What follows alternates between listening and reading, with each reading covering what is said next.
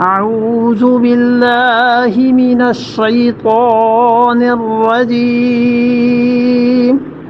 بسم الله الرحمن الرحيم وما كان صلاتهم عند البيت إلا مكانا وتصدية فذوقوا العذاب بما كنتم تكفرون وما لهم کیا ہو گیا پہلی عذاب کے مستحق ہونے کی وجہ کیا تھی کہ یہ تم لوگوں کو ہاں روکتے ہیں مسجد حرام سے.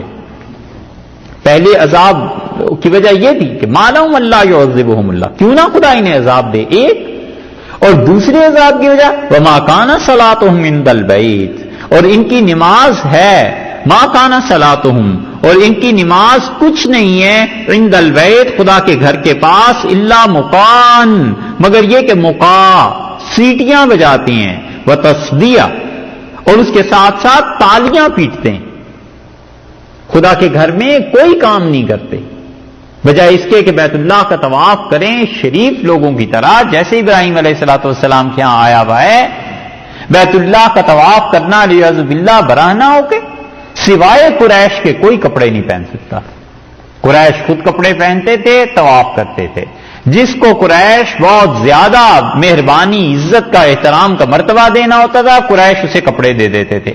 حج کے موقع پہ سینکڑوں لوگ آ جاتے تھے، ہزاروں. اب کس کو کپڑے دیں بھئی؟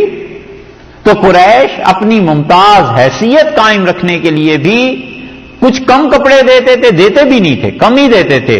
اور پھر اس کے ساتھ ساتھ اتنے کپڑوں کا تو بندوبست ہو بھی نہیں سکتا تھا، اس لیے لوگ براہنہ طواف کرتے تھے، سیٹیاں بجاتے تھے وہ جیسے بھی منہ میں جیسے بھی انگلیاں رکھ کے، اور اس کے ساتھ ساتھ وہ کہتے تھے تصدیہ، وہ تالیاں پیٹتے تھے. اللہ نے کہا کیوں ہم انہیں عذاب نہ دیں؟ یہ ہمارے گھر کی عزت، یہ احترام ان کے دلوں میں باقی رہ گیا. اسی لیے رسول اللہ صلی اللہ علیہ وسلم نے مسجد کی عزت احترام کا حکم دیا کہ وہ اللہ کا گھر ہے. مقا کہتے ہیں سیٹی کو، اور تصدیہ تالیاں پیٹنا. فذوقوا العذاب، اب چکھو اس عذاب کو. تم خدا کے گھر کی بے حرمتی کرتے رہے، اللہ نے ڈھیل دی ہوئی تھی بما کنتم تکفرون، اس لیے کہ تم کفر کرتے. اس کفر کی وجہ سے دو چیزیں ہو گئی نا، بیت اللہ سے روکنا اور خدا کی عبادت کی بجائے مقا اور تصدیہ، تالیاں اور سیٹیاں.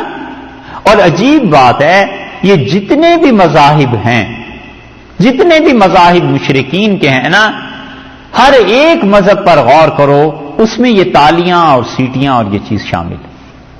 اسلام واحد مذہب ملے گا جس میں اللہ نے اس چیز کو نہیں رکھا، وگرنہ ہر مذہب میں موسیقی کا یہ عنصر شامل ہے، تالیاں بجانا، اس طرح کی حرکتیں کرنا.